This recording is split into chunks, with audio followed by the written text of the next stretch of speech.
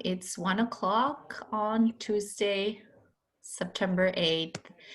And as we are letting folks into the meeting room, note that we will be recording this session for some folks that couldn't join today. So just a heads up, if there's any issue with recording, please send a private chat to Oscar, who is going to be supporting with the facilitation and the coordination of the call. Another heads up is my kids' first day back to school. Like many of you, I'm sending you a lot of really good, compassionate vibes. And hopefully everything is going well. We're starting to record the session, so thank you everyone for joining. My name is Anna McNutt with Houston in Action. Today we have a very amazing and comprehensive agenda and panel that Houston in Action has coordinated with experts on election protection, poll monitoring, and recruitment, as well as some of the different resources that are aligned to election protection, and how do we ensure that we have safe and accessible elections for everyone in Harris County, the city of Houston, and the region. And so with that, I'd actually like to start our agenda. And as always, we start with our introductions.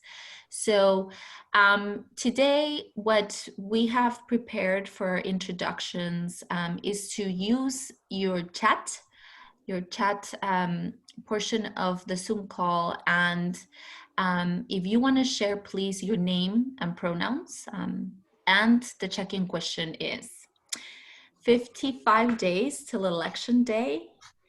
What are you committing to for this 2020 election cycle and beyond? I know we are in a space that has deeply committed individuals here. When I think about the 2020 election cycle and beyond, I think about my undocumented family, my undocumented friends that cannot participate this way. I think about friends that are single moms that don't have sick leave, that have to make very hard decisions to either go to work or miss out and don't get paid.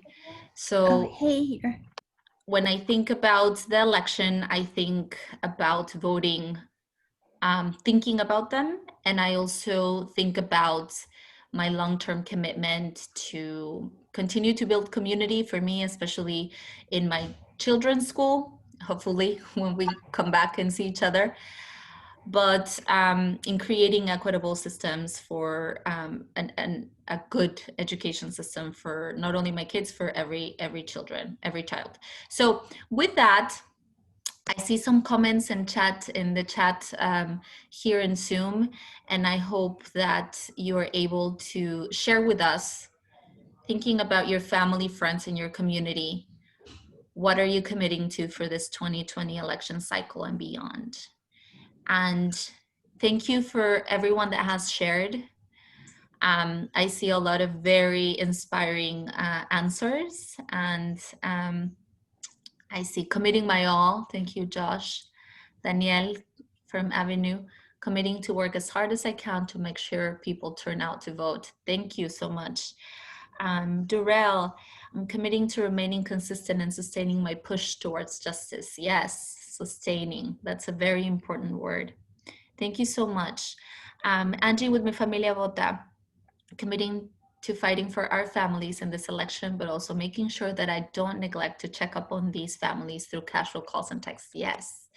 Thank you, everyone. I'm not going to read them all because we do have a packed agenda, but thank you so much for sharing and being vulnerable in this check-in question. I think we're all thinking of our communities and how do we sustain this for the long term, right? So I know that we'll have a lot of resources. We are recording this session. So if you or anyone that may not necessarily stay for the whole duration of the session, we will be recording this and we will be sharing that later with you. And as we continue to the agenda, just please make sure that if you want to take notes, we'll be sharing some resources, hotline numbers. So if you do want to take notes, this is the time to pull out those notes or in your computer. Thank you. Next slide, please, Oscar. Cool. So who is Houston in Action? We are multitudes. We are you. You make us. And we're very happy to be in community here with you. This is just a snapshot of all of the great organizations and different stakeholders that make up Houston in Action. And for that, we're grateful that we are here in partnership with your expertise and years of experience in election work and also engagement work. So thank you so much for being here and for being with us. For those that may be new to the space, Houston in Action utilizes working principles in order for us to be aware and to be intentional about how we show up to the space. And so I won't go through all of them, but if you want to read them for yourself, please do so. And so in general, what we want to do is make sure that this space is free from discrimination, that Houston in Action is inclusive in the decision making, and making sure that everyone has a voice and that it is accessible to every participant that chooses to engage in this work. And of course, we're committed to centering community in the initiative and the different strategies and work that we do, and that we keep our goals in terms of the group goals, right, rather than our own personal interests. That we're committed to equity and systems level change, and that we commit to resolving conflict in an honest communication manner, and not necessarily just not talking about it and then leaving it. So please, next slide, Oscar. So today we're going to talk about different important parts of poll worker. What does that mean? Why does it matter now more than ever? We have great speakers from the Voter Protection Corps. And then we're going to talk about election protection and the different resources that are available to everyone. And then we'll talk about some updates regarding our 2020 elections and the vote from home, vote by mail. And we'll talk about how you can take action and Q&A and closing. So next slide, please, Oscar.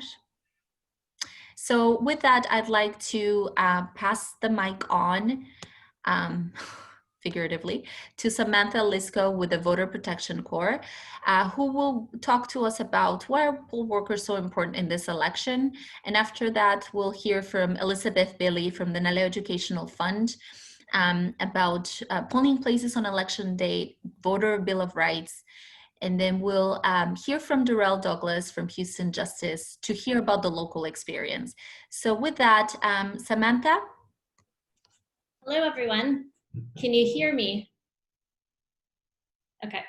I'm Samantha, and she, her, and you know, my commitment this year was to this election and to protecting the rights of voters. So I was really thrilled and excited to find an opportunity to take a leave from my normal job as a lawyer and find Voter Protection Corps. I've been with them for about a month, and what Voter Protection Corps is a national organization made up of people who work full-time for the Corps, who advise the Corps, who are largely alumni of voter protection efforts, be it with the Democratic Party, be it with other nonprofits, people who have been through many election cycles and can help to identify problems or issues that need to be addressed, hopefully well in advance of elections. And then what we do is we try to put into practice any solutions that we can identify to address any issues. And this is obviously a really interesting year when it comes to voting issues. What the Corps has done is identify particular places in the country where we want to focus. And Texas is absolutely a key focus for us. Harris County is a key focus. And by the way, I am happy to be back in Texas virtually. I went to Rice University, one of the members of your organization, and so why Texas? Why Harris County? Next slide, please, Oscar. One of the key things to know about Texas, if you don't already, in terms of what's happening this year, is that there will be, very likely in Texas, the most in-person voters of any other state by far. California does have more voters sometimes, or typically it has significantly more voters. Florida sometimes has more voters, but those are states, like many other states, that are doing major switching over to allowing or to encouraging vote by mail. Texas, as you probably know, is not doing that in the same way. So we anticipate the vast majority of voters will be voting in person, and that's many millions.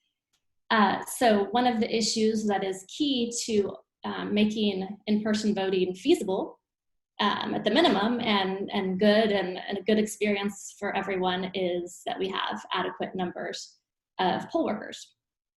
Next slide, please. To give you a sense of the scale, next portion there, Harris County will need alone on election day 11,000 poll workers. And yeah, there'll be many poll workers needed throughout the state. So that's true. You know, there's a lot of poll workers needed in any year, but as you may have noticed when you've gone in to vote, the average age of poll workers tends to be older. And Oscar, if you're able to go on to the next slide, if not, I can just, there you go. There's 11,000 on the next slide. Give you a sense of the, there's some statistics on average age of poll workers, and I think a lot of times people are older because there's a lot of people who come from the ranks of the retired to work at the polls every cycle. But 65 is often cited as the average age, but actually I found some stats about some specific Texas counties, and if you can believe it, 72 is an average age for some of the counties. And so you can imagine there are a good portion of people who have poll worked for many cycles who are this year choosing not to do so. So that is why you may have heard from national organizations, or you may have heard already locally about the big push to get new poll workers to sign up. Next slide, please. So what I want to do is first clear up some, I think, very common confusion, even amongst people who do voter protection stuff periodically. Poll worker is not the same as poll observer. You can go to the next slide there. So poll observer is something that exists in Texas, that exists in many states. In the Texas election code, poll observers are called poll watchers. It is considered a key part of the functioning of the voting system, in that people are allowed to come in and watch to see if the poll workers are doing their job correctly, to help to just basically to monitor. And those people are typically appointed in Texas by essentially the party system. Poll workers, and this is where I sort of make a pitch, that if you are interested, or if you know people who are interested, poll observers are important, but if you're a poll worker, you are directly influencing the workings of your polling place. You are the one who is checking people in, who is monitoring how things are going, who is the face of that particular voting center for the voter who walks in. Next one, thank you. You may have, poll worker, same as election worker, and then you may have also heard the term precinct or presiding or election judge. This is a confusing term because these people are at the polling place. They are not courtroom judges. They do not decide cases, but what they are is essentially the leader of the polling place. But like everyone at the polling place, they are simply, temporary that day workers at the polling place. So that those people in Texas, and at least in Harris County, are largely already slotted in. There's some exceptions, but sometimes, and hopefully, there's going to be some continuity from year to year in terms of experience. But sometimes they're going to have new presiding judges. And then the clerk is the same, is the term for everyone who's not the judge. So if you sign up to be a poll worker, likely you'll be a Harris County polling clerk. Next slide. So why should you work the polls, or why should you be on the lookout for friends or family or people in your network who would like to work the polls? Number one, very simple, it prevents poll closures. If there's going to be an anticipated shortage of poll workers, or there's a shortage at sort of right before the election, that can result in poll closures. The second thing is it is crucial to helping voters vote. Next slide. Poll worker shortages lead to, it's sort of so simple, but they lead to long lines, and long lines are not just annoying, they are literally disenfranchising for voters. Some voters will not spend 3 hours in line because maybe they don't have 3 hours to give, they have to go to work. And like I just mentioned, there's also the possibility of a closure entirely of a polling place. And the closure of a polling place can also, of course, lead to disenfranchisement because there may be inability for that voter to go to figure out where the other nearest polling place is or to get there. Next slide. So in any normal year, there's a lot of things that once, let's say a polling place stays open, there's an adequate number of judges. Maybe you're thinking, you know, what can I really do that's distinct from what someone else might do? And the answer is a ton. So in a normal year, you have a lot of confusing things around, say, voter identification. What identification is adequate? You have language barriers. But this year, the next, you know, I'll give you an example of what is fun and interesting about this year is that people maybe are going to come into your polling place and say, I asked for a mail ballot and I didn't get one. What do I do? Can I vote here? You're also going to have, obviously, a ton of fears, confusion, et cetera, surrounding the virus. Next slide. So just wanted to talk about what you can do. If you are motivated to do a good job, you can make an enormous difference.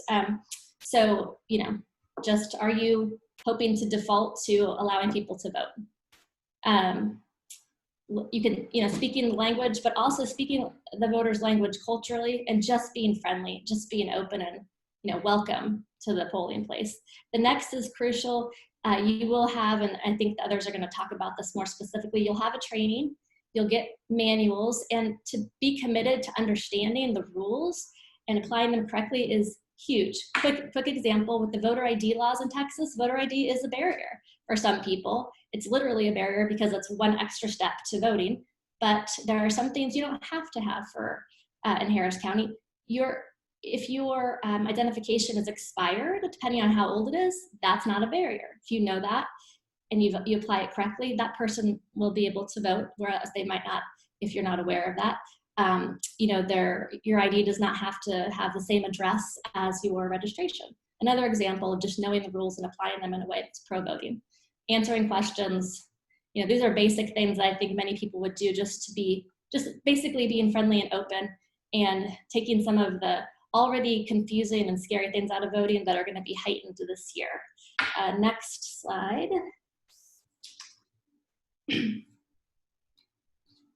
Okay, so if you're a registered voter of your Texas county, you can be a poll worker in that county. So this is true of Harris County. This is true of any other Texas county. Also, if you know high school students, if they're 16 years of age on election day, they can vote, they can be a poll worker.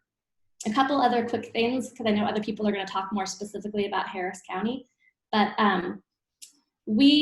Voter Protection Corps, we're working with Texas Civil Rights Project. You'll hear from Josh. They have a great system for, you can basically click on a link, you fill out a form, they will then put you in the system to get you signed up to be a poll worker. And they will also have info sessions. But I want to mention a few practical things if you're thinking, like, if you're wavering about whether to do poll working. Besides, I think someone's going to speak about what Harris County is committed to in terms of virus protection, but in addition, you get paid. You get paid at least $17 an hour. The day is long. It's, you know, relatively long. It's like 12 hours or more, but that's actually a good thing in my opinion, because you really, maybe takes the first couple of hours to get going, but once you're in it, you really start to understand how things work. And that experience you build over the course of the day just gets more and more helpful to the voters. You can eat. You're not like there not eating. You can like bring in food, go get food. People take breaks. People step outside to make calls. Also, I called Harris County this morning to confirm whether you can vote at the polling place where you'll work. And the answer, according to the person I spoke to, is yes. And the reason why is this year, all of the voting, all the polling places are, anyone can vote. So it's not like you have to go to your precinct in your neighborhood, then go over to your polling place. You could vote that day. Also, everyone's encouraging though, go ahead and try to vote during early voting, that's even better. So if you have any questions, please feel free to contact me at the information here, and thank you so much. Thank you so much, Samantha. We really appreciate all of your work locally, statewide, and nationally. And if you have any questions for Samantha, please, she shared her contact information, so please feel free to also save it in case you have any questions for Samantha. So with that, I'd like to pass it on now to Liz Bille with the NALEO Educational Fund. Good afternoon, everyone. Can you hear me? Yes. Yeah, thank you. All right. Good, good, good. Thank you so much. Next page. So as Anna mentioned, thank you, Anna. My name is Elizabeth Bille. I'm the Texas State Director for NALEO Educational Fund. Most of you already know us in this virtual room. As you know, NALEO's focus is in particularly three pillars, three areas of focus. One being election protection, primarily for me in this particular state that I get to lead this work. Election protection, voter engagement, voter registration, the whole gamut, all things census, as most of you in the room know us as well for, and then a work around naturalization and immigration. But today I'll be speaking a little bit more about just where NALEO work lands in the midst of all of this, how we all collaborate in to make sure that obviously our communities are protected, that they have the resources that they need on election day, and that they're well informed and prepared, that they have everything that they need for election day or early voting. So today I'll be speaking a little bit, the first few slides about, for anybody that goes into a polling location, all polling locations must make their sites accessible. For anybody that has any type of disability, such as wheelchairs, walkers, crutches, polling places must have a contingency plan to accommodate people who are unable to enter the polling place or voting booth due to a disability or injury. Assistance completing the ballot must also be provided for individuals with disabilities that impair their ability to read or mark a ballot. Next page.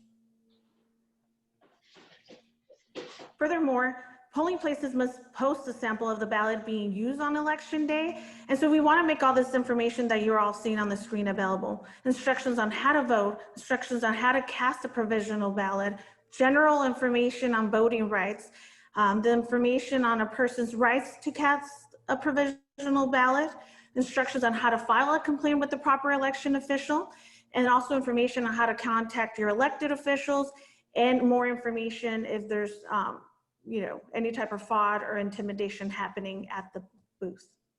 Next page. Next.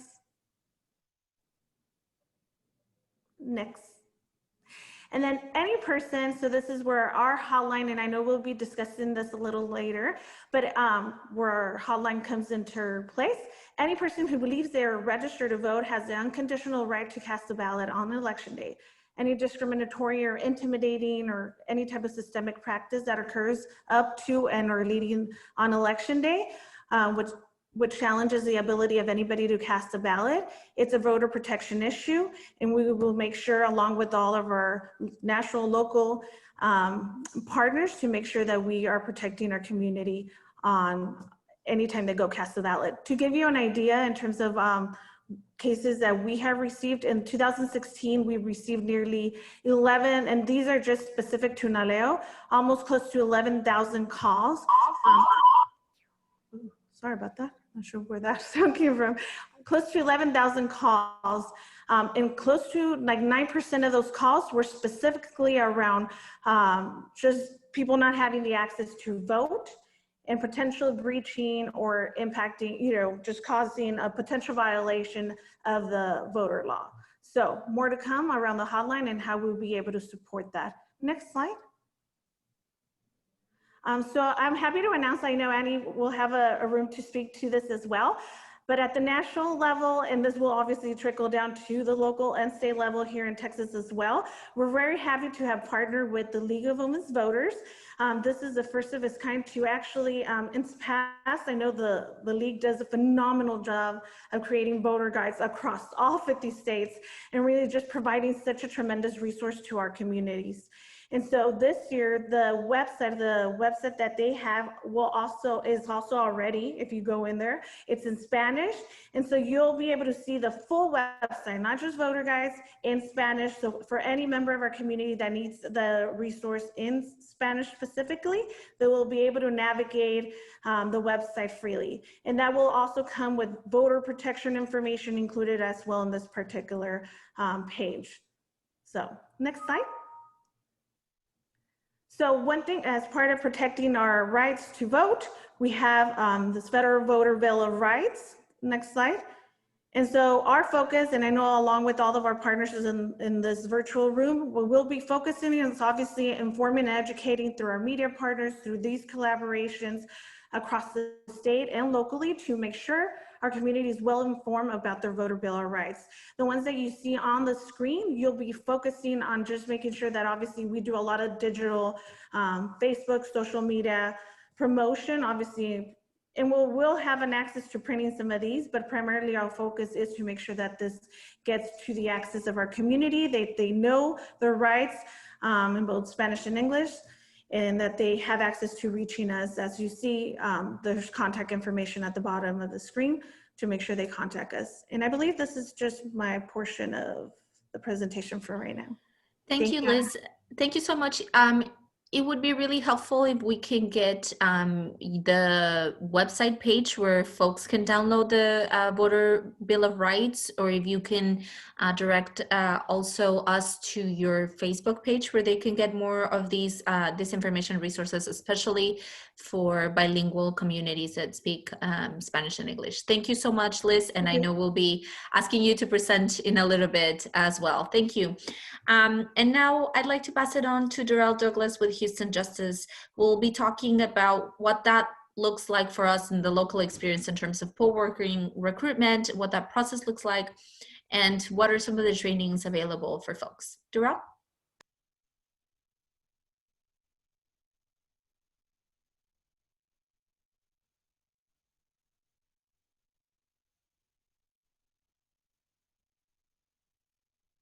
Hi, Durrel. I see you talking, and I actually just saw that you're on mute. There you go. It's funny. That happens to everyone else, never to me. So I could check it off my list. I'm usually like, don't they know that we can't hear them? Okay.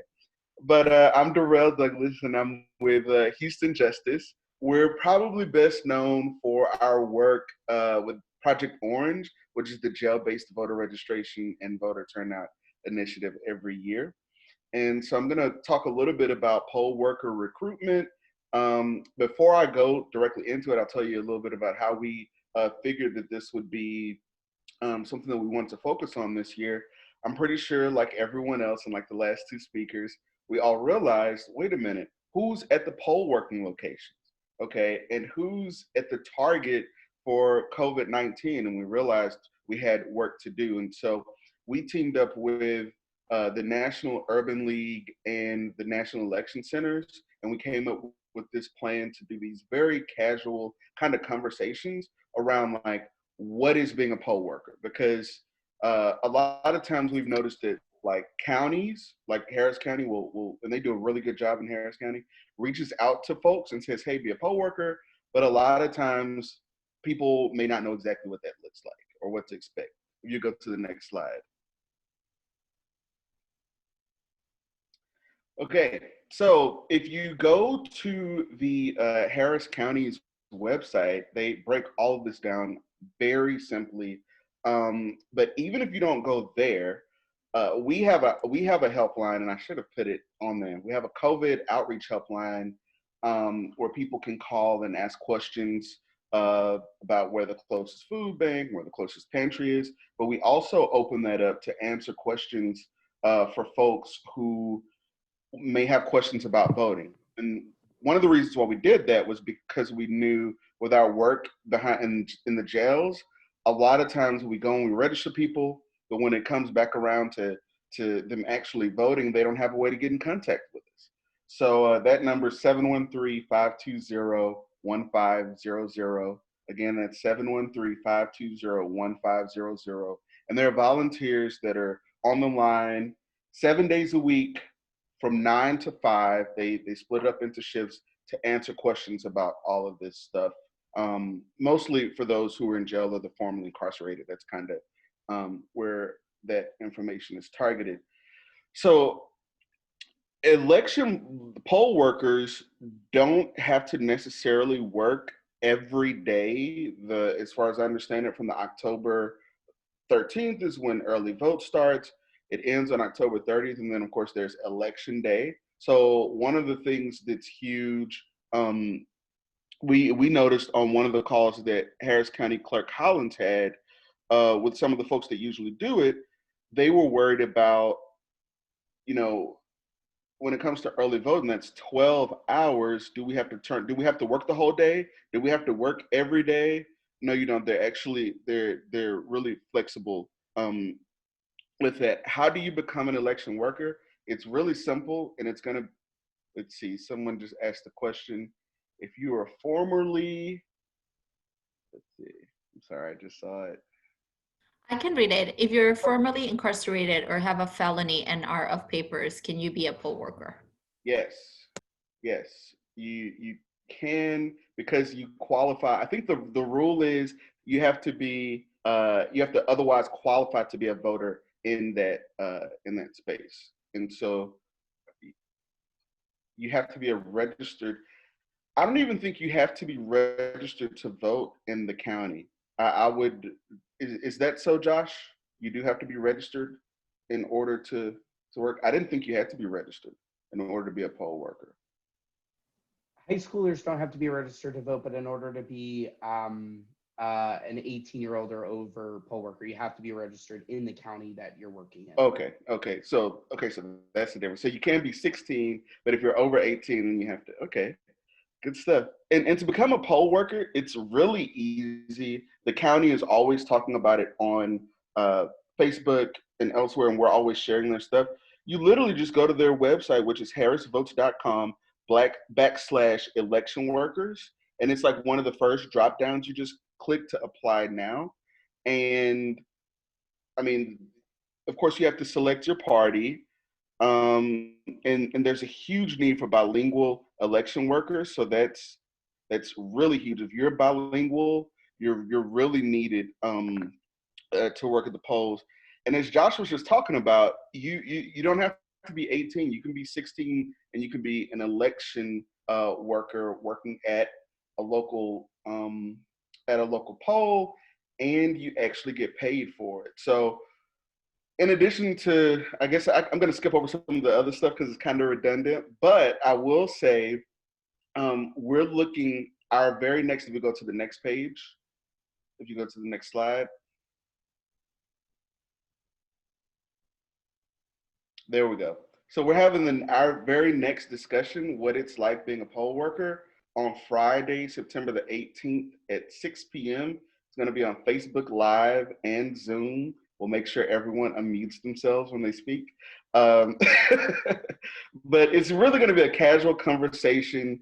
We're hoping that folks one of the barriers, like I said, that we noticed early on was when you say, hey, come be a poll worker, people don't know exactly what that means, and they don't really know what to experience. So we're going to have another one of those discussions on Friday the 18th at 6 p.m. Central Standard Time to talk about that. And if you'd like more information about anything that we're working on, of course, we're going to put all of our stuff on the Houston in Action calendar. But to reach out specifically, it's ddouglas@houstonjustice.org for more information. Thank you so much, Durrel. And yes, we're going to be so excited to be sharing this information with everyone that joins on Friday. And I'd like to now pass it on to Josh. I always want to pronounce your last name in Spanish, and I know I don't know. I don't think that that's the way to pronounce it. So is it Levin? How would you pronounce it in Spanish? Levin. Levin. Oh, no. So I like to tell people it almost sounds French. It's Levin.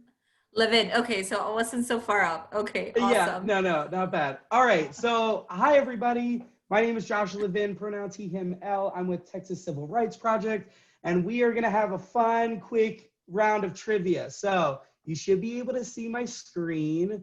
Do me a favor and go to this website. I'm going to type it in the chat as well, menti.com, and then put in the code 8502304.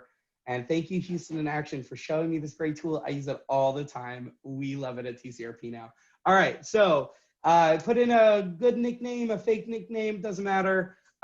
We'll give it a couple of seconds. Basically, what we're going to talk in this little section is what is election protection, both on a statewide and a national level. And we'll get to that in a second.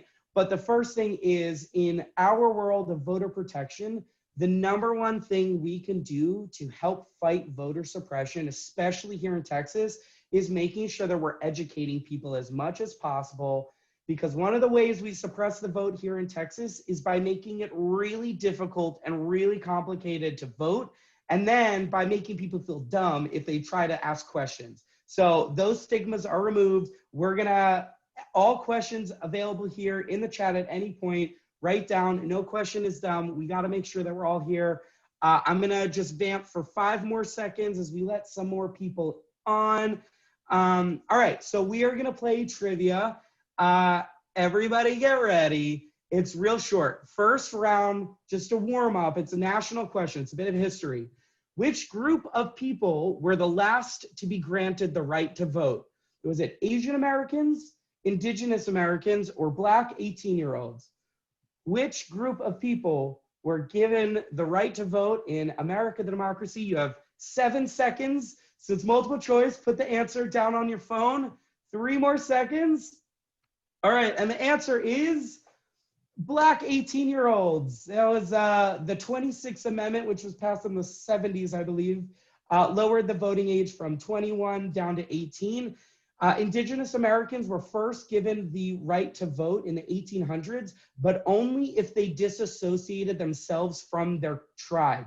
So it was a form of cultural genocide. We were like, hello, people whose land we stole, you can participate in the democracy, but only if you become a white American, basically, is what they were trying to get people to do. Asian Americans were granted the right to vote in 1943 when Chinese and other Asians were given a citizenship with the Magnesium Act. All right, so that was a good warm up. That was a bit of a history question. Next 2 questions, Texas specific. All right, so the next question is, I just have to vamp up earlier. All right. Which of the following reasons is not a viable excuse to vote by mail in Texas? So which of these reasons, over 65, disabled, the pandemic, out of county during the elections, in jail, or you're an astronaut in space? Which one of these is not a reason why you're allowed to vote by mail in Texas? This year specifically, or any year, let's talk about that. All right, y'all, this is great. Okay, so the pandemic alone is not reason to vote by mail. We'll talk about that in a second. You can vote if you're in jail as long as you're still qualified to vote. So if you're a currently incarcerated felon, you're not eligible. But if you're still waiting trial, you are allowed to vote because you're not a felon until the judge bangs the gavel and the paperwork is signed, I think. I don't know the process. But so you can vote if you're in jail as long as you meet all the other qualifications, and you can vote by mail. Other states, just, you know, other states put polling locations in prisons. There's no reason why we can't do that in Harris County. Nudge, nudge, wink, wink. That's definitely something we should talk about in the future. But so the pandemic is not reason enough to vote by mail. But what the Supreme Court said is every voter can take into consideration their medical history to determine whether or not going to vote will cause likely injury to themselves, and thus they can vote by mail. So what does that mean? I have Crohn's disease, all right? I wouldn't consider myself necessarily disabled, although I know a lot of people consider it an invisible disability, but I normally go vote during normal years. I will vote in person, but I'm autoimmune compromised. So I've taken the decision of my medical history to determine that going to vote will cause harm to myself, and thus I am qualified to vote by mail. Nobody else can tell me I'm not qualified. There's no judge that can. There's no county elections office. The Secretary of State does not have the authority. The Supreme Court very clearly said voters alone, not doctors, voters can make that decision. So when I fill out the form, all I do is I check the disability box, and that's it. I write nothing else, and it automatically will be processed. All right, last question for our voting trivia is also vote by mail related. Which of the following is not a way to submit a mail-in ballot? Hand deliver to elections office, mail the ballot in, drop off in a drop box, ask your friend to deliver the letter, or hand deliver to a polling location. Which of these is not a way to submit a mail-in ballot? Legally, I guess. You could do it, but it's not legal. All right, and the answer is, it was a trick question. The last three are all not ways you cannot do it. So the only two ways you can vote by mail is by hand delivering it into your, what's called the early elections office. And in Harris County, we have 10 of those. Chris Collins sent up 10 of those, so you can look up online. Or you can mail it in. All right, those are the only two ways your ballot can be counted. We have no drop boxes. I saw nobody saw that. We have the drop off locations. It's different because you need to show ID and you need to sign up, fill out a report when you hand it off. So you can't drop it off in a box. Because you need to show ID, you can't ask your friend to deliver it. You have to do it. And if you bring it to a polling location, they will not be able to do anything with it other than trash it. And so if they trash it, your vote's not going to count unless you vote in person. So if you show up to a polling location with your ballot, they will what's called spoil it. They'll throw it away and you vote in person. You can only mail it in or bring it to a drop off location. All right, great. Now we have a leaderboard. Let's see how everybody did. This is my favorite. All right, let's see. Oh, we can use real names. Oh, we got a lot of people getting all three questions right. Excellent job, everybody. Good job. It's a tie between all these people. You all get extra credit. Pick a class, you get extra credit for that one. All right, let's move on. Next thing is interactive as well. On a scale from scared shitless to not worried at all, how worried are we about these three things? So the first one's the post office, the second one is voter fraud, and the third thing is contested results. How worried are we? This is all subjective, right? It's all your personal opinion. There's no right answer for any of this. All right, we'll give it a couple of seconds as people write in.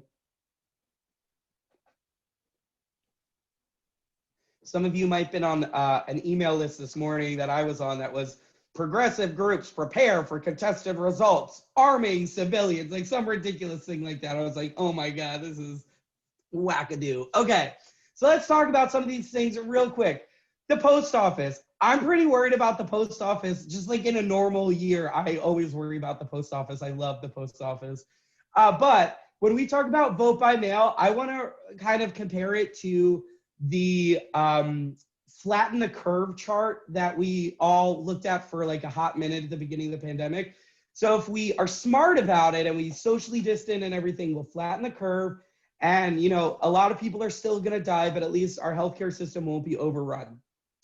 If we ignore scientists and just all go out and just do whatever we want, we'll have a spike, right? And then our hospitals will shut down in a day. We won't be able to see any patients. It'll be devastating. Same thing for vote by mail with different outcomes, hopefully at least here. If we all wait till the last minute to use the post office, especially after a lot of machines have already been removed, we're going to see that spike and people's ballots are going to get lost. They're not going to get through in enough time.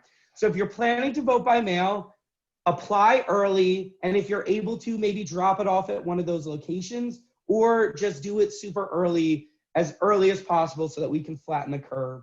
But otherwise, we should not let that be a reason why we don't vote, right? Like we should be voting by mail if that's our option, and just do it in the smart way, which is early. Voter fraud.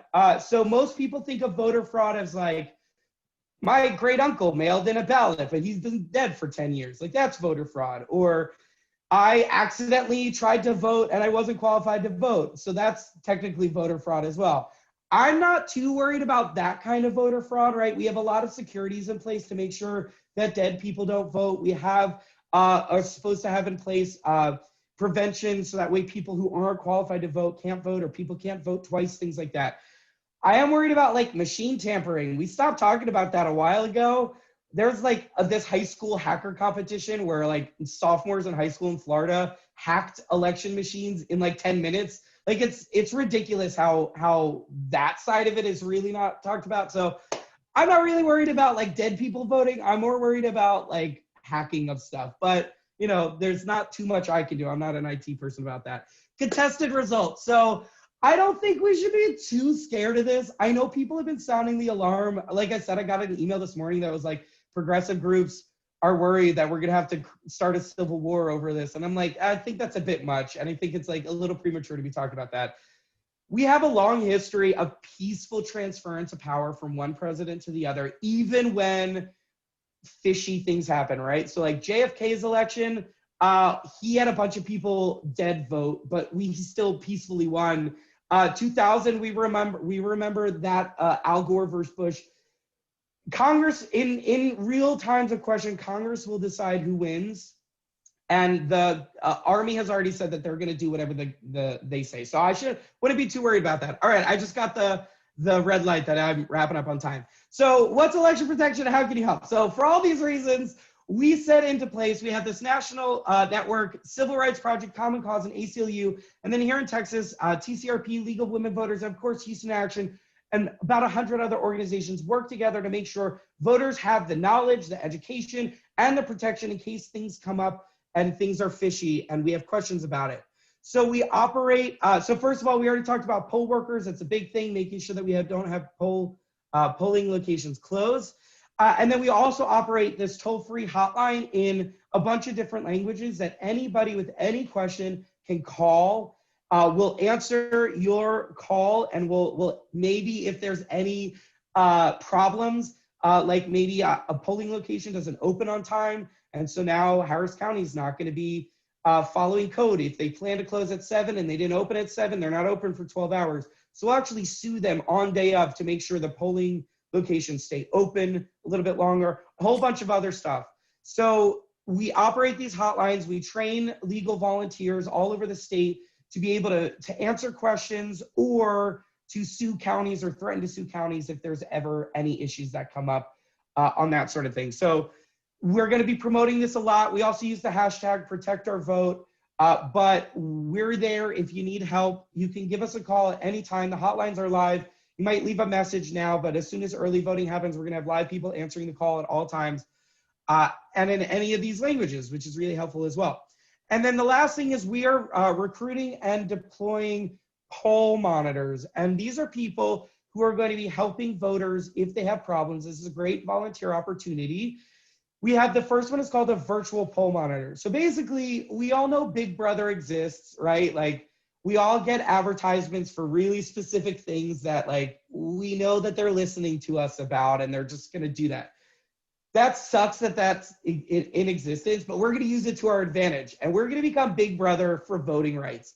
So anytime anybody goes online and complains about voting, whether it's on Twitter or Facebook or YouTube or whatever, we're going to have a computer program that's listening for voting problems. So if it's a long line, whether it's ID questions, whether it's questions about what language they can vote in, anything like that, we are going to be able to listen and then engage with these voters to be able to solve, to answer some of these questions and then solve some of these problems that come up. So if you're interested in helping us do that, I'm going to post the link here in the chat. You can just go to texaselectionprotection.com. There's a little volunteer button up there.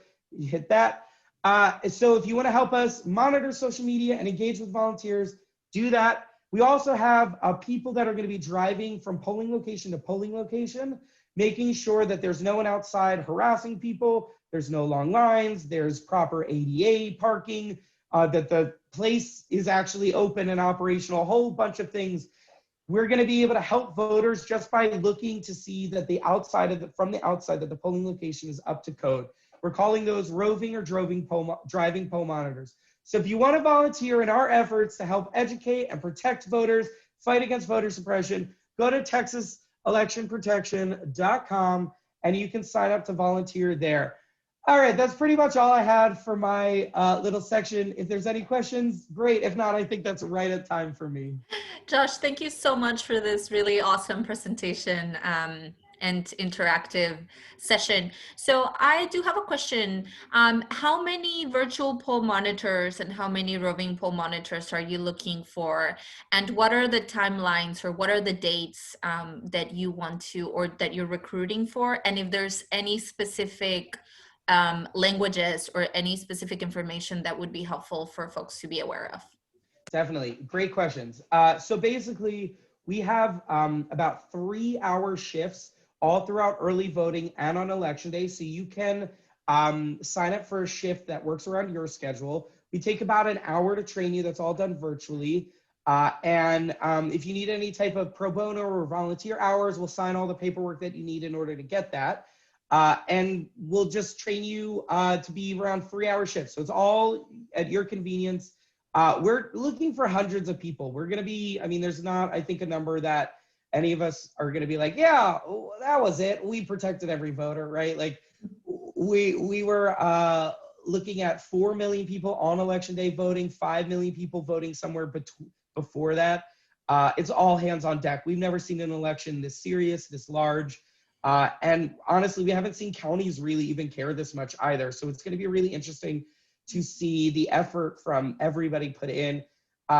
There's not going to be too many volunteers at all. And you can do that by texaselectionprotection.com. Also, if you're on Basecamp, I'll put those links on Basecamp as well, and you can sign up from there. Thank you, Josh. There was a question by Maggie. Wait, Clarissa. Is there a particular hashtag you guys are using for tracking? Yeah, so I think someone put that in there. Yeah, vote? Exactly. Protect our vote. And just so you know, I hate this, but this has been our hashtag for a few years, and it's our national hashtag. Our opposition, literally like right-wing conservative groups who want to suppress the vote, have co-opted protect the vote. So just be careful. You might see some people posting on there. We love to see it, right? We hate it. Okay. Protect our vote. Thanks, y'all. Thank you so much, Josh. Thank you. I'm gonna plug. Thank you for all of this great information. And so as we continue with the rest of the information, some of this information is just gonna come up and up in different parts of the agenda. And so now we'd like to turn it back to Bille, who's gonna share a little bit about the election protection hotline, both national and local responses for anyone and everyone that wants to have a couple of numbers in terms of election day when they go vote, or they want to share with their folks. So we'll be hearing from Liz, and then we'll be hearing also from other partners as well. Angie Razo with Mi Familia Vota is going to be sharing, and then we're going to have other speakers as well. And so Liz, please take it away. Sure. So I wanted to add something because I know we're all talking about election protection and the need for also like poll workers. So I wanted to, I think Josh and Samantha had references as well, the importance of having bilingual poll workers, right? And so I wanted to reference the language assistance NALEO Educational Fund. We focus very much on making sure, knowing that there is going to be such a need for poll workers, we want to make sure those poll workers hopefully speak various language and can support the needs of the communities. Especially here in Texas, knowing that there's been so much back and forth, all these lawsuits around the vote by mail, there are so much confusion around there that we still want, at NALEO, we still want to promote people going out to the polls, early voting as possible, but making sure, as part of what we do through our media partners, is also encouraging individuals to become poll workers, right? And so when we have any member of our community calling us to potentially asking about how do I become a poll worker, and if they're bilingual, encouraging them to go through their county clerk's office, election administrator, to make sure they sign up, right? And so we're doing it twofold to make sure that our community hopefully has some extra income in the midst of all of this. We know that the Latino community has heavily been impacted by the current pandemic and other communities of color. But we want to make sure that obviously our community has resources at the polls, and that, you know, there's individuals there to assist them. So that's where the language assistant reference is at. Next slide. We, at NALEO Educational Fund, we host one of those, Josh had referenced a page earlier where he referenced all the lines that you can use for national protection. We run the National Bilingual Spanish Hotline as a nonpartisan voter information hotline dedicated to providing voters with an objective and direct resource on information from how to register to vote, so making sure that their vote gets taken care of on election day. And so all these questions that are referenced here are some of the common questions that we get asked on or election day. As I referenced before, in 2016, just to kind of reference between a presidential election and the one that's coming up, we received close to 11,000 calls, 2 days between the day before and the day of. And so a lot of them were about this particular issues. You know, am I registered to vote? How do I vote around, you know, absentee? And those are starting to come in as we do even any type of media push. Where's my polling location? How do I do provisional voting? Can I vote early? And where do I vote early? So our work here statewide, obviously it's, we support all the work that has been in Harris County, but then we know there's 253 other counties that all work very differently, and we want to make sure that any member of our community has the right resource and we can connect them to the right county. And so how do I vote early? That's going to look very different here in Harris County than if you vote, you know, and obviously at the state level, it'll be the same, right? But just what's available to you in your particular county. My name is not on the list. They're not letting me vote. And so we, along with TCRP and some other national partners, the Lawyers Committee, we're working to make sure we ramp up. We have everybody that's interested, as Josh mentioned, trained and feels, you know, prepared to make sure that we're tackling all the questions that come from our community, and really getting all these hotlines. Our hotline operations are actually train operators. We have these hotlines from Monday through Friday, 7 a.m. to 7 p.m. So we have them going on all year long. It's not necessarily up for any particular election. It's any member of the community can call to get just resources about the process.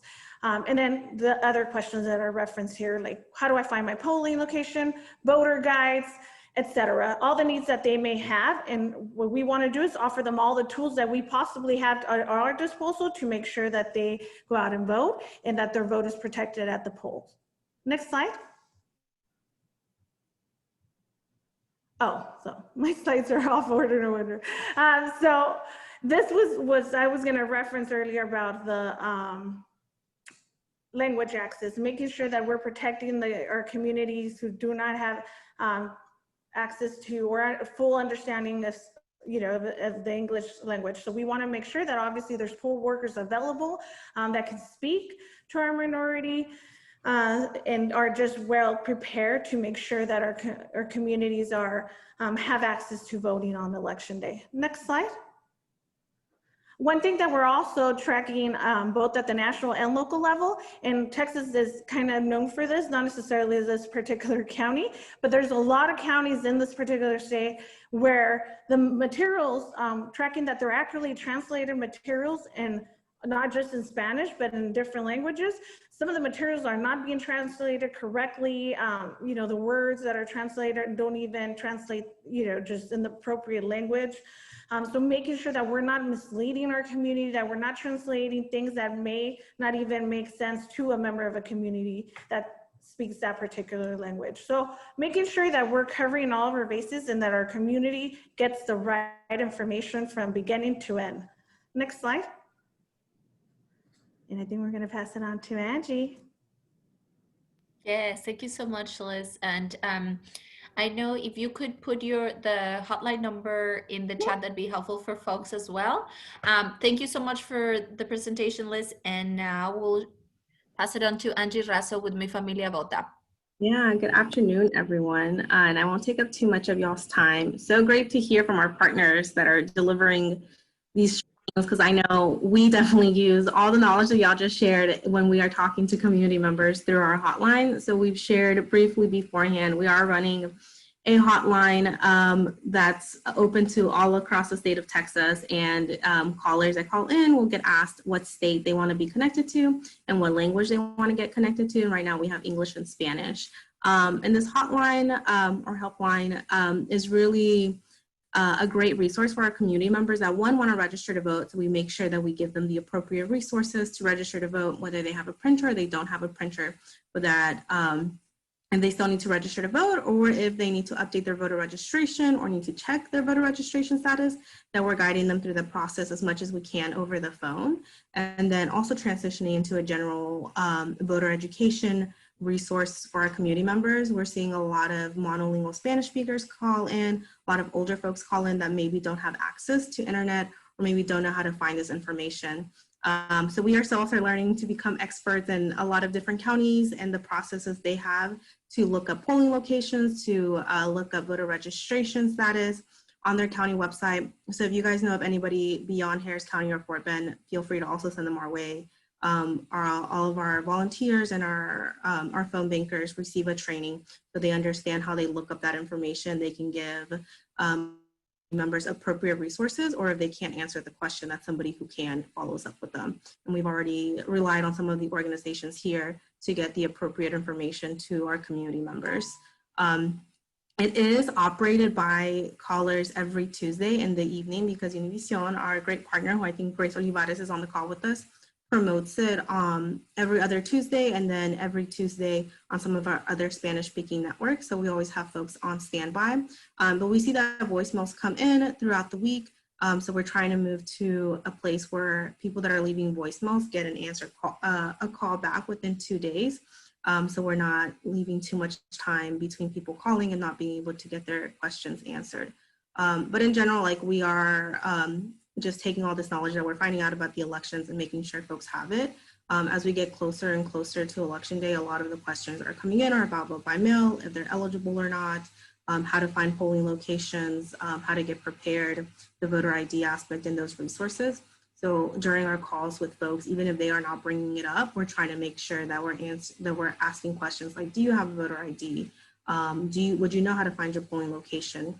So even if we are not giving them that information right there and then, because polling locations have not been updated, then we know that we should give them a call back in a few weeks to make sure that they have the most updated information. If you want to volunteer, you have folks that want to volunteer. We really do have a need for Spanish-speaking folks. You can sign up and our lead will make sure you get connected to the Zoom link. We try to have folks plugged in, so we create community, and we are also there for resource and guidance if folks are getting a call and not sure how to answer a question, and we have somebody on standby that can support. It is virtual, so you are not going into like a physical space and taking calls. We use the software so people can stay at home in the comfort of their own living room and take calls. It's also been really great for our folks who are not eligible to register people to vote because of their citizenship status. It's been a really great way for them to get trained on all things voter registration and have direct access to community members and guide them through the process. So if you guys know folks that maybe are not eligible to vote this election but really want to get involved, this is a really great way for them to get involved. Oh, thank you, Angie. And so if folks want to volunteer, should they go to mifamiliavota.org, or is there any other way that they can get in touch with you for volunteer opportunities? That would be the best place, because then they'll register directly and we'll have them on file. Then we need to send them the link and the training material beforehand. If they want to shoot me an email, I'll drop my email in the box. That's also great, and I can direct them to the appropriate person. Thank you so much, Angie. And so I know that Texas Civil Rights and Project and Houston Justice shared their hotlines in their part of their presentation. But Josh and Durrel, if you want to share again those numbers, and we can put them in the chat link so that everyone has them as well. So if you can unmute yourself and share that again.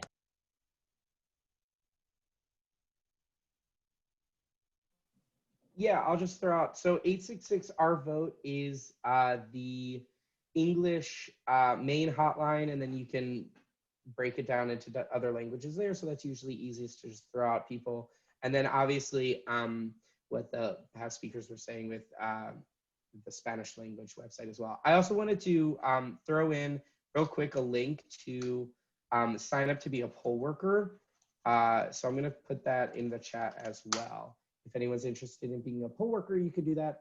In any county, this link is good for the whole state. Thank you. And there was a question from Crystal that asked, can they also be a poll worker if they are undocumented? My understanding is that folks need to be US citizens. Is that correct, Josh? Yeah, so in order to be a poll worker, you either, if you're a high schooler, you have to be a US citizen, 16 and in high school. And if you're not in high school, then you have to be registered to vote in the county. So at this current time, you cannot be a poll worker if you are undocumented.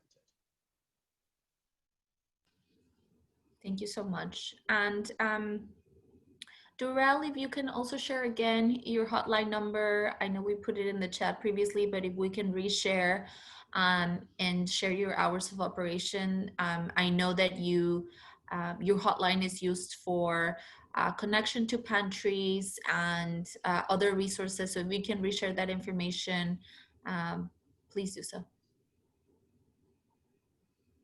And I can't see you, so I don't know if you're muted or not.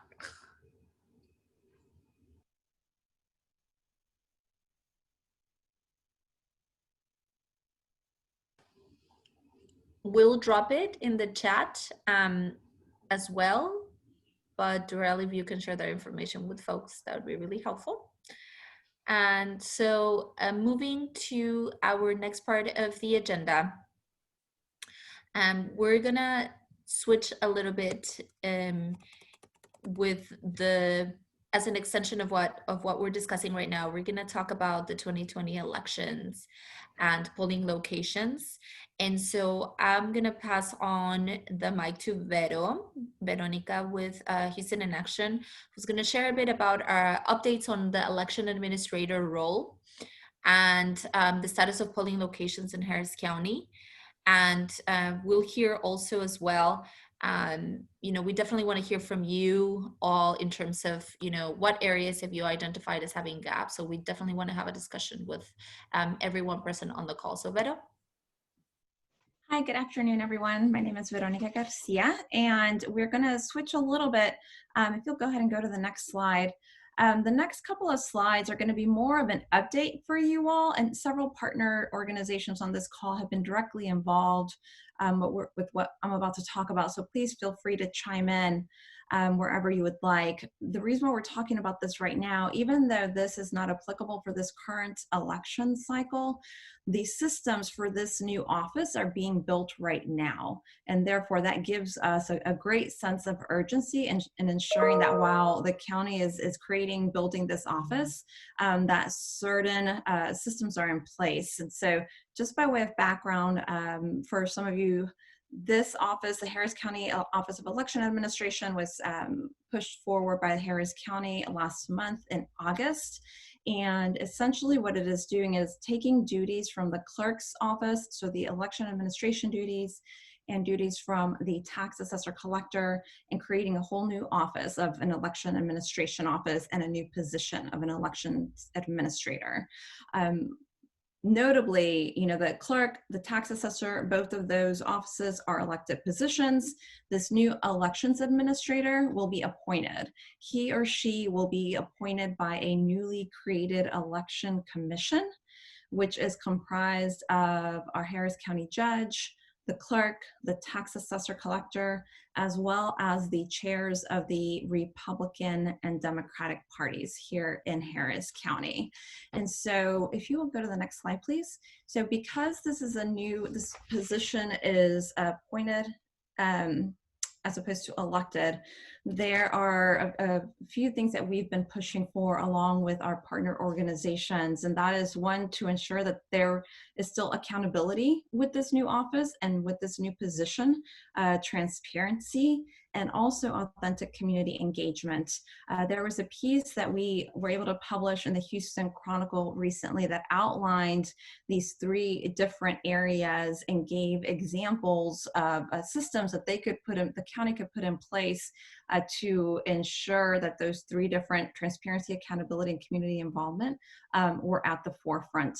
So for example, there is a Citizens Advisory Committee or council that is created through this whole process. And one of the things that we really want to see with that is that this council have a clear and substantive role. So essentially it's not just a council that's pro forma, something that they can say, well, we've created this body for community involvement. We want it to be truly authentic, and that they have input into the election administration process. On the accountability portion, we want to see that this new election administrator is evaluated annually based on metrics that involve registration, voter registration, and participation at levels that are proportionate to our county's demographics, both in terms of age and race.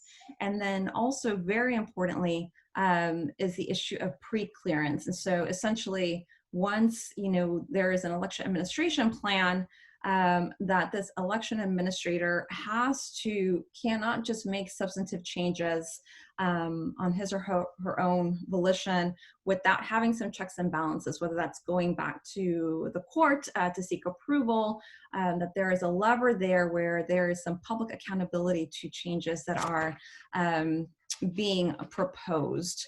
Let me stop there and see if anyone has any questions, or anyone that's been engaged in this effort wants to chime in on anything. I know that they want to have this position in place before the November election so that this individual can monitor the election process here in Harris County. The job posting has already gone out. Yes, I will find the link and place it in the chat, Crystal. The job posting has been put out there. I will say that the clerk's office, the clerk Collins noticed the op-ed piece that we got in the Chronicle, had a meeting with us, and is supportive of several of the recommendations that we proposed. He's wanting a little more information as it relates to the pre-clearance issue, as well as how we make a Citizens Advisory Council, how we structure one that has an authentic community engagement that actually has a voice at the table. And so that is still homework on our end. If anyone on the call has any feedback or input into either of those two that they'd like to share, please reach out. They want to have, they are looking for, if they haven't yet, I know that they intend to hire a search firm, essentially like a headhunter, to find this election administrator. And so again, as I mentioned, this is not something that impacts our election this year, but it's all happening right now. And so we're pretty actively engaged in these 3 different areas. Thank you, Angie, for posting that. Any questions? How is this different from the other initiatives that the county clerk has? Well, hopefully we would like to see that those initiatives that he started, that the new election administrator would continue them, build upon them. I think the biggest difference is that this position is going to be an appointed position. And it's something that's new, that whoever is first brought on is going to have much opportunity to develop the department as he or she's fit. One win that I would say, and that some of the recommendations that we made, we were able to see a draft of the job posting, and we requested that they include in the job posting for this position a requirement that the election administrator create a robust community engagement plan. And so that language was added into the job posting, as well as another recommendation that the election administration plan that this individual create, that they do so in collaboration with the community. That was also added into the job posting based on our recommendation. And so both of those recommendations, I think, would take very much from the spirit of what Clerk Collins has started with his SAFE initiative. Anything that any of the partners would want to add on this front? Or any new information that you guys may know that I did not mention? I'm seeing Alana saying no. We really appreciate those folks that have joined in with us on this effort, and then we'll just continue to update you guys as this moves forward. Next slide. Okay, the next thing that I wanted to update you all on has to do with polling locations. The last time that we met, we had Professor Rottinghouse talk about a white paper that Houston Election commissioned from him. He has finalized that paper, Vote Centers in Texas Best Practices for Harris County.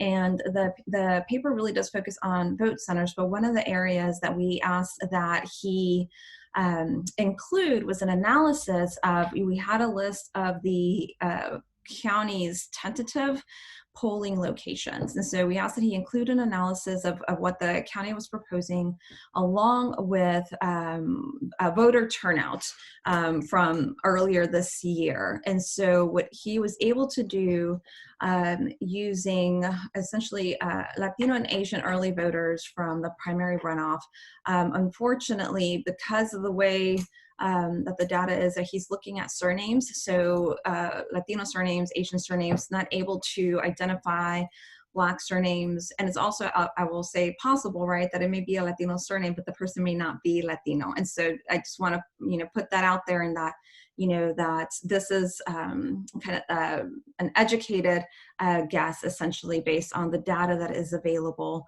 Also, he used the early voters from the primary runoff, because that indicates, right, those voters, if you're showing up for a primary runoff, you're pretty motivated. So these are high propensity voters. And based on early, the tentative list that we got from the clerk, he identified these possible gaps. And so there's quite a few. We're looking at Pasadena, Spring Branch, and that was North Spring Branch, Pearland, Gulfgate, Sharpston, East Houston, which is over there by Sheldon, Sugarland, Greenspoint, and Jersey Village. We have requested and updated a final polling list from the clerk's office. We know that the Commissioner's Court adopted the locations in the August 25th meeting, I believe. And so even after they adopted it, I know that they added a few more, and we haven't gotten the most recent list yet, but we want to do a similar analysis once we have that most recent list compared to the voter turnout map that Rottinghouse put together to determine if these gaps still exist, or are there any additional gaps that have been brought to light, so that we can move to action on that. At this point, I really kind of want to open it up to hear from those of y'all that are engaged in this work relating polling locations. What gaps are you all identifying? Have you had communication with the county? What is that sounding like? Here, Greenpoint, very much affected. Yes, thank you, Tanya. Anyone else that's working on this matter that wants to chime in? So you're saying that this was the last update, that this was the update they gave to Commissioner's Court? The list? Yeah. The list is based on based on locations that we had as of August 20th, 2020. That's what is in Rottinghouse's report. I know that when they went, they had another list when they went up to court on August 25th, and I know that they've added additional locations since then. So we really need an updated list from the clerks to be able to do a similar exercise to identify where the current gaps are. Oh, so we don't have the update, the latest. Right. No. No, and I reached out as early as late last week for that from the clerk's office. I know, I remember, Alan, you mentioned something, you've done some analysis. Do you have anything you can offer the group? Yeah, I can share some thoughts. I mean, yeah, I mean, I think that what Veronica was explaining was correct, that there was a tentative list that was provided by the Harris County Clerk's Office on where they were thinking about having early vote polling locations. They want to have 120. The tentative list had 109. And so I had done, when the first tentative list came out, done an analysis of what are some communities that may possibly be being left out without a nearby polling location. And there was a tremendous oversight on the southeast side of Houston, precisely on Pasadena type of area, South Houston. And we gave them some feedback, and they added 3 polling locations since then to that area, which is good. So that brought the number of polling locations up to 112. And so there's, I think, 8 more that they're going to add. I don't know exactly where those are, but I think that's what, I think an updated list will certainly come pretty soon.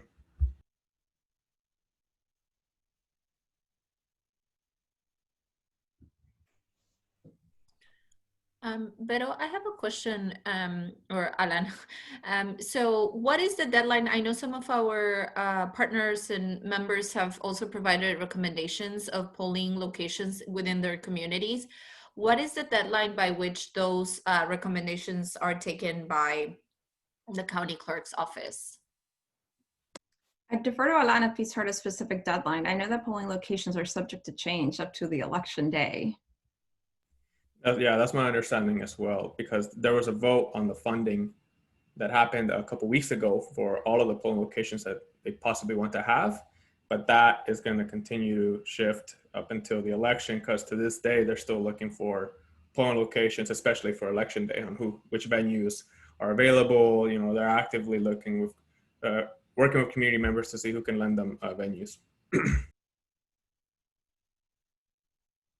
Yeah, so I mean, I think the thing I want to uplift here is the list that was shared with us, and then also the analysis that Brandon did. Like, to me, like Alan said, it was really obvious that like communities of color have very like the polling locations are very sparse in relation to you know, majority white communities. I mean, and I think especially those of us that have been working on the census and we just know the map, our city is very segregated. And so it's very easy to see. And I brought this up on a meeting with them, and I don't really, and we sent Brandon's report twice to them. I know there's a lot of great folks working in the clerk's office. I know they're trying, but I guess I'm just concerned with like, this blatant, like to me it's very blatant, like difference, and I don't know, other than the folks that we've been talking to, if there's anyone who has like a heightened concern about this, and we can have some more conversations offline. But like to me, I know that like our communities of color tend to have lower voter registration rates and mobilization rates. But when I asked them like, well, what was the baseline that you wanted in order for folks to show up? They're like, there's no baseline. Every vote matters. So to me, like there should be an effort of like equity in the number of locations, regardless of the turnout. And perhaps like, you know, as a way to support greater turnout in communities that have historically lower turnout. So I just want to say that, because to me, like this is a huge gap, and I think it's just very obvious in the map. I don't know if anyone else has similar feelings. Hi, this is Tana. You know, Francis, you are on point because in the Black community, we did not have polling locations that was really accessible to everyone in our community, for one, because I mean, when you look at Greens Point, you look at 1960, you look at Southeast. Southeast has more than what we have on the Northeast. So we're missing out on polling locations, but most of all, we're missing out on our community being able to access polling locations.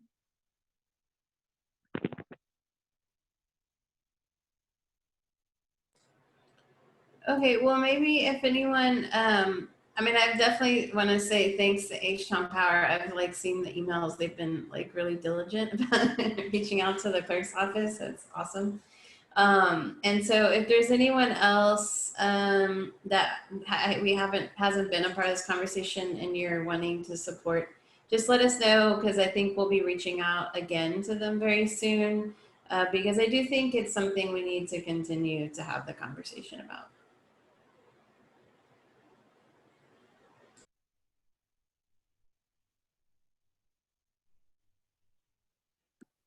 Awesome. Thank you so much, Vero and Alan and Tana and Francis for those updates. And we'd like to pass it on now to Annie with the League of Women Voters, who's going to share a bit of updates, vote by mail, vote from home. I know Annie was at NPR last week sharing some concerns about voter registration cards. So Annie, if you want to share with us what's happening, how can we support you, and any other updates about your work, please. Okay, I didn't send slides because last week, I'm sorry, I apologize profusely. I was bogged down in the middle of trying to get some funding because since COVID, the league was not unable to have its fundraiser in the spring. And so we're kind of strapped for cash. And so we're trying to do the voter guide just as we've done it previously in terms of information in English, Spanish, Vietnamese, and Chinese. That's what we're trying to make sure that we do the guide in the digital format. And we're planning also to have a social media campaign to alert these communities to specifically, we're gonna do social media and launch targeted toward these specific communities to let them know that the voter guide is online in a digital format in those languages. Because I don't think in the past that we've actually done that very effectively, but we partner with the Texas Civil Rights Project and they will translate up to 10 different languages. And so we're gonna use that opportunity to target specific emails, Twitter and Instagram, Facebook, toward that particular community so they can respond in terms of knowing that the voter guide, and it should be available.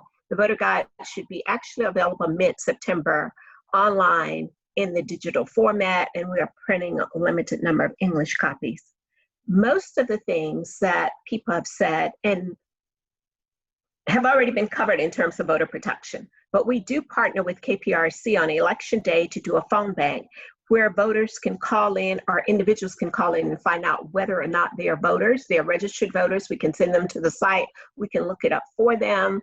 And if they have a problem at polling locations, they subsequently can tell us about it. And KPRC has been very good about going to sites and investigating in case something is going on that was a little bit that should not be happening at these specific polling locations. So we are thankful for that partnership. The league does have a big effort in terms of voting by mail. You need to know, I suggest that if you're one of those people who are gonna get an application, that you go ahead, fill it out, to request the application, because you have until October 23rd. I don't think you wanna wait that late to request one, to be waiting and think that you might get it in time. I think if you wait till October 23rd, you may not get it in time, and you may not be able to fill it out and submit it in time. So I would argue that if you're going to be one of those people who vote by mail, that you should definitely request the ballot now. Go online and request the ballot. I guess the fortunate aspect is in Harris County with Chris Hollins that he's going to mail one out to everybody that's 65 plus. But that's a disadvantage because, I mean, that's a great thing. I think it's wonderful that he's doing that and he's fighting for the ability to mail one out to all the 2.4 million people in Harris County who are registered voters. There seemed to be a question about age discrimination, that if you're 65 plus, you automatically get it, but if you're 18 to 64, you don't. So in terms of 14th Amendment issues, lawyers could talk more about that in terms of equal protection kind of issues. So that's one of the issues that probably should be resolved or thought about in terms of that process. The league is also, so I encourage people to actually do this early. I encourage people to decide on a date that they're going to go to the poll and they're going to cast their ballot if they're going to vote in person, that they pick a date of that early voting schedule. And as part of protecting this process is that Harris Metro has offered 2 days during early voting, October 17th and October 24th, that they were going to provide free rides to the poll and on election day to help facilitate people getting a chance to actually cast their ballot in person if that is what they desire to do so. And they are putting up campaign literature. They partnered with us, and they're putting up campaign literature on the bus and at the train station so that people will pamphlets and flyers so people will be able to see where they need to go to get vital information so they can make sure that their ballot or the voting process is protected. October 17th and 24th are the 2 Saturdays before Election Day. October 17th and 24th are the 2 Saturdays before Election Day. And then, of course, on November 3rd, Election Day, that Metro will provide free rides to the polls for individuals to be able to go to the polls to cast their ballot. As I said, we're partnering. One of the big initiatives that we have going on, the league has, and I'm mentioning this because in case anybody would like to partner with us, on September 22nd, we have a National Voter Registration Day. Because of COVID, we've been limited in terms of our ability to reach out and do voter registration in person. We're going to have a drive-through voter registration that we have sites. So far, we have 15 locations, and we will be announcing them through social media, of course, by the end of the week. And we will be targeting specific information toward the Vietnamese, the Hispanic community, and the Chinese community, and of course, the English-speaking community, about where these locations are, just in case they have not registered to vote. Unfortunately, our Adopt a Post Office initiative kind of fell flat. People from above, higher than we are. Apparently, there's some word came down from somebody someplace, and they never told us who, that they could not have voter registration cards in the post office, which was quite unfortunate because we had placed them in many of the post offices around town. And then they called and said, well, you have to take it out because we got an email that says we can't have voter registration cards in the post office. And that was the unfortunate downside because most people go to the post office for specific reasons, for a lot of different reasons. And we thought of it as a centralized location. So that was an unfortunate down thing that happened with regard to that. But since that time, other businesses have reached out to the league and wanted us to allow them to put the boxes in their businesses.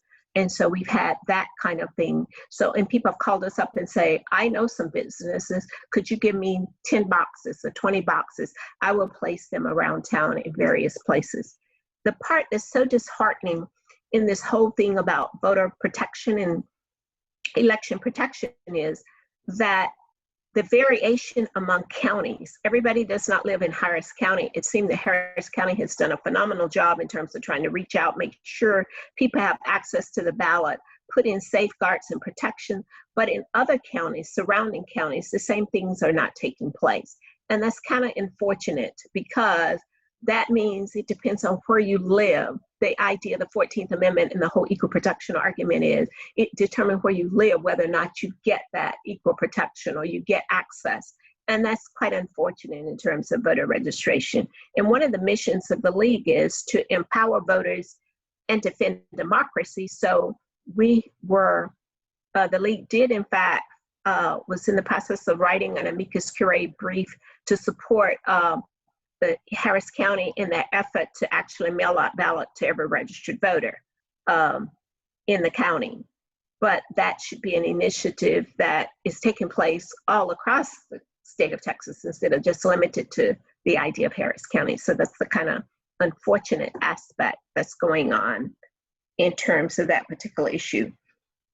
As I said, one of the signature things that the League of Women Voters try to not only empower voters, but to defend democracy, the voter guide is a critical, essential piece in that operation in terms of providing voters with information to make informed decisions. And we actually publish the information unedited, whatever the candidates say, unless of course they use profanity, and we don't do that. We will not include it if they use profane language in their response, but unedited version in terms of putting the information out there exactly as the candidate had said.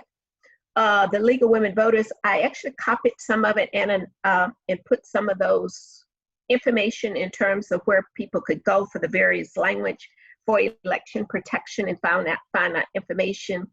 my.lwv.org/Texas/election protection has lots of information in Arabic, the American Sign Language, where you can call and get assistance if you have disability rights.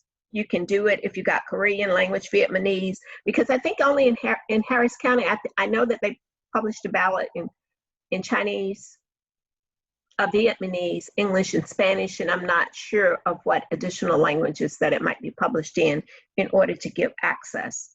And we know that people can bring in someone to help them in terms of the ballot, a teenager, a friend, or whatever, to help them actually cast their ballot. And from what I understand, we'll be meeting with Harris County, and one of the things they are putting up videos online telling people how to utilize the machine.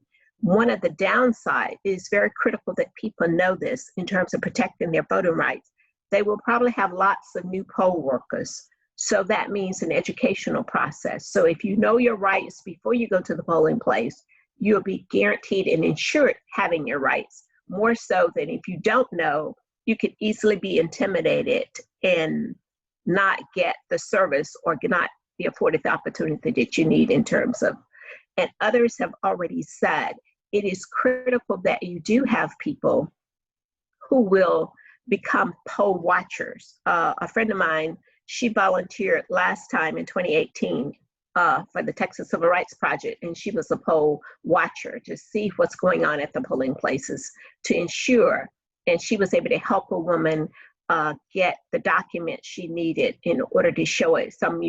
She said, you need a utility bill then, and bring it in, and was able to cast a ballot. So people not knowing. So I think it's critical and important that people know if they don't have a state issued ID or military ID, gun license, the handgun, concealed weapons carrier, that they actually have the documentation and know what the documentation. And I think all of us could work really hard as in the organizational structure in terms of informing people through social media that these are some of the things that they need to have prior to going to the poll. And so a coordinated social media campaign saying, if you don't have this, if you have this, this will help facilitate you being able to vote. I'm not sure, Vote 411, someone has already mentioned it. All of the organizations, all of the websites or anything related to voting has already pretty much been mentioned by other people who've already spoken. All of the things about election protection, how people can confirm their registration, because that's important in terms of protecting your right to vote. You need to know, as the league partnering with KPRC on election day to answer phone calls. The last time we did this in the election during March, we had over 1,000 phone calls, but it was primarily people trying to find out where their polling place location was, as opposed to critical information about was something wrong or they were having problems or anything. But providing that information still is critical and essential. And that Harris County has gone to, you could go to any polling place and vote, is even more critical and essential in the process. In Fort Bend, not every county does that. So that people need to kind of know that. So when they go, we get phone calls from individuals who live in Montgomery County because that's in the KPRC viewing area. And KPRC is going to be our media partner, media and advertising partner for the National Voter Registration Day on September 22nd. 2020. And so they're going to start talking about it on their station and sending out information. So I would relish the idea if anybody is interested in partnering with us. We already have locations if they want to staff. If people working with the census would like to come and be part of that, that would be great, because I think the more people involved in the process and disseminating information to underserved communities and underrepresented community is crucial to all of our mission in terms of making this place of this world that we live in a much better place. Any questions? Thank you so much, Annie. I know you mentioned the League of Women Voters website. I missed the last part. You said League of lwv.org/Texas, and I believe you said election protection. Is that right? It's my.lwv.org/Texas/election-protection. And it's got all of the information about English, Spanish, what number you call if you have a problem at the polling place, or information, the different languages, if you have a disability in terms of seeking assistance, all of that information. I told you about the Vote 411. The lwvhouston.org/voter guide will take you straight to the voter guide. It's not ready yet, but it will be by mid-September. So if you request your early ballot, make sure you go to that website and find out. It can actually print out. You can actually pull up and find out exactly who's on the ballot that you need to cast a vote for, instead of looking at everything else. It will tell you where you are, exactly the people who are on the ballot that you need to vote for. And then you can select. And if you have a printer, of course, you could print it out.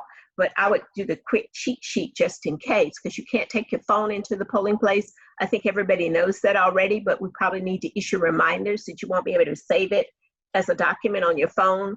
Actually, just write the names down on a piece of paper, and you can take a piece of paper, or you can take the voter guide in with you. You just can't take an electronic device such as your iPad or your phone into the polling place. Thank you so much, Annie, and to the League of Women Voters for all their work. I know Renee Cross with UH said that she has volunteers, or rather students that have to volunteer on some projects around voter engagement this semester. So I know, Renee, if you can share again your information in the chat version, that would be really helpful. Chris with Houston in Action is going to briefly share a bit of the collaboration that we've been engaging with the Brennan Center. Chris, and I know we're a bit over time, so if you can keep it brief. Yeah, I just wanted to update folks. I know on previous calls we've mentioned that the Brennan Center had reached out to us to see ways in which they could support efforts to do voter education, specifically around voting by mail or voting from home. And so we've been in conversations with them. And if you're interested in learning more about what that partnership might look like, in particular, it's focused on online advertising. If that sounds like something that you'd like to learn more about, feel free to reach out to me at chris@houstonaction.org. I'll put my email in the chat. But you should, if you visit the Chronicle online tomorrow, I think you'll see some of the initial advertising, and then we'll continue to roll out different phases of that plan over the coming weeks. Thank you so much, Chris. And next slide. I know that we've shared a lot of different resources, and you probably have a lot of ways in which you can take action. I'd like to now pass it on to HTown Power, who's going to share a bit of what they've been doing and what are some of the other take action items that you can support with for this 2020 election cycle. Thank you, Anna. My name is Crystal Townsend. I'm with HTown Power, and we are a relatively new community group really focusing on organizing our people. And when we say our people, we are really talking about people living with HIV in Houston. We have over 26,000 people living with HIV in Houston, and so we represent a powerful voting bloc with our communities, our allies, and as people living with HIV. And so we started organizing in 2018, and we developed HTown Power last year. And so since we have been doing this work, we've really been focusing on getting more involved with what is happening locally in Houston. And a part of the work that I think Tana and some of my other team members have shared is the work we did around the July election with, just sharing what we were experiencing around the polls and the people that we outreach to, what they were experiencing. So I think Tana brought up issues of polling locations, there not being enough polling locations on the north side or in the Greens Point area. Also on the east side, these are predominantly Black and brown communities that are impacted. And so our goal is to really focus on those communities, engage those communities in ways that they understand what is happening. And so I would share with y'all, we try to be very active on Facebook by creating like relatable content in ways that people can understand what's going on. And so I appreciate everything that everyone has shared here, because some of this information is what we will take back to our people. I know that one of the issues that we keep hearing from the communities that we work with, which are Black and brown communities as well as LGBTQ plus communities, is the issue of representation in the polling locations. So if anyone can be a polling worker or even a poll monitor, I think our community would greatly benefit from seeing someone that looks like them, or even allies. So if you have like a pin that you could wear to let you know that, hey, I am an ally to the trans community, that would be helpful for the people that are thinking about casting their vote, but are really not too sure of where to go or where they could feel safe doing it. So I just wanted to share that and then open it up to see if any of our team members who are on the line also want to add something.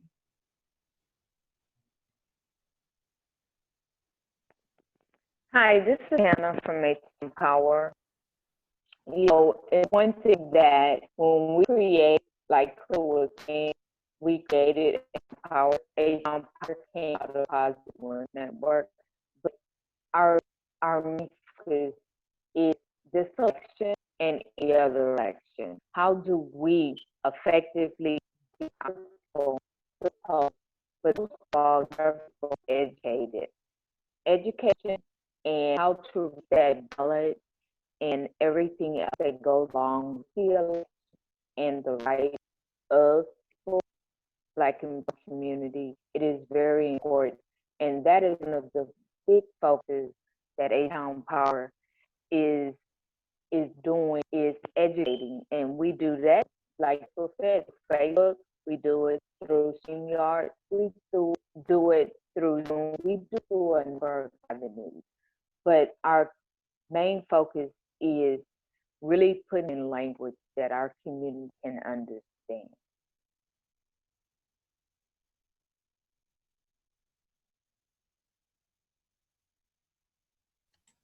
Hello? Can you hear me? Yes, we can hear you. Okay, good. Tana, you were a little choppy. Just to piggyback on that, is that HTown Power does a lot in the community, specifically with communities of color in the space of education. Education is real important to give people the information that they need to know how they need to vote, where they need to go vote, when they vote, and how to fill out the ballot. And so working in the polls and assisting voters who come in and are having difficulty reading the ballots, that's a big thing that we're also able to do. So education, I believe, is the key, and getting the information out is sometimes a barrier, but we are doing our best, like Crystal mentioned, through Facebook and other social media avenues. I think Angela's been posting some things, and Vote Positive USA has been doing some events on Facebook and Zoom. So we'll definitely keep you posted on that, but education is key. to getting people to the polls. We can register them all day, but getting them to the ballot box is what's going to matter. Thank you.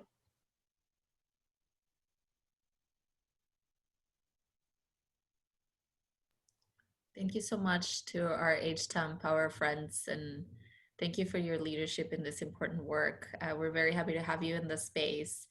And with that, I know we're at 2:50, so we're a little bit over time, but we wanted to spend some time actually talking about any updates that y'all have. Annie mentioned that you know, there are plans for National Voter Registration Day, but if you want to share, whether it's by unmuting yourself or putting in the chat any updates or opportunities, not only for National Voter Registration Day, but any other opportunities that we haven't shared already. And just as a reminder that if you put those events at our HoustonInAction.org/calendar section, we can definitely uplift these opportunities with our broader network and also through our newsletter and social media. So I'd like to, Clarissa sharing the HTown Votes event in Southwest Houston. If there are any other events that you'd like to uplift, please unmute yourself. I think Liz is wanting to share. Yes, so on our end, thank you so much, Hannah. On our end, for National Voter Registration Day, we're actually one of the national partners that support these efforts. So we encourage you all, I'll put the link on the chat. If anybody's interested in learning more on how to become a partner, to get some swag, hopefully, I mean, we're getting close to the date, but if anybody's interested in additional details, just wanna learn more, go to the link and just learn more about it. I encourage you all to sign up. They continue to offer a lot of resources, training leading up to National Voter Registration Day. On our end, we will be focusing on doing a lot of media promotion with our media partners. So we're hoping to, if you all have any events, we'll be working through like the event page on HIA's website.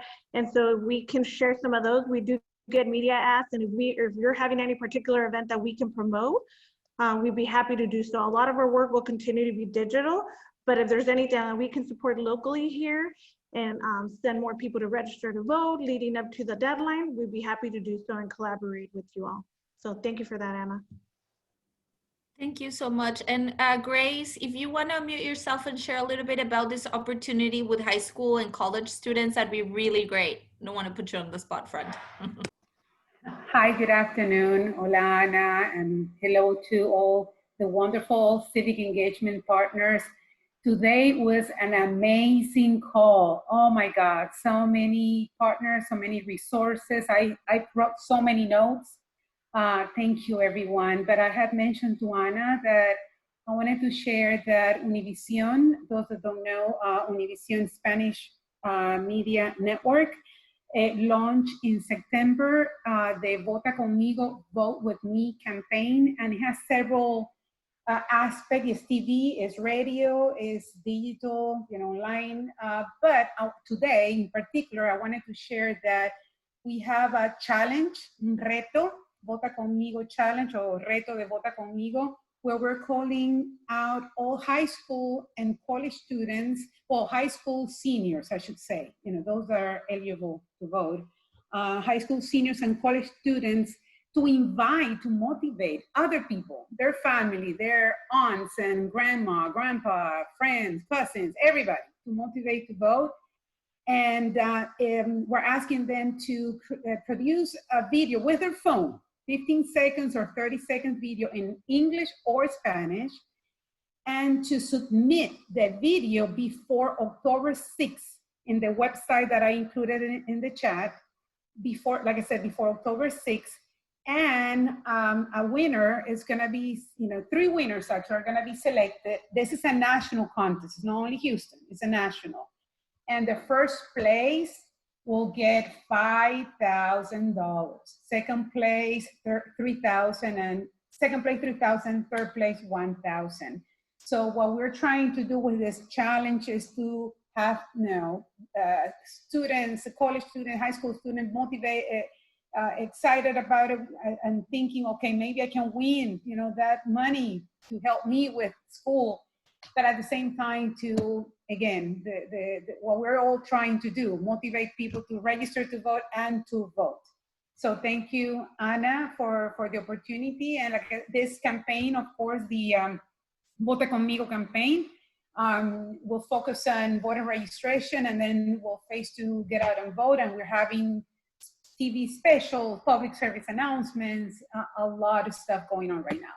So again, thank you, Ana. Thank you, Houston in Action, for the opportunity and great call today. Thanks.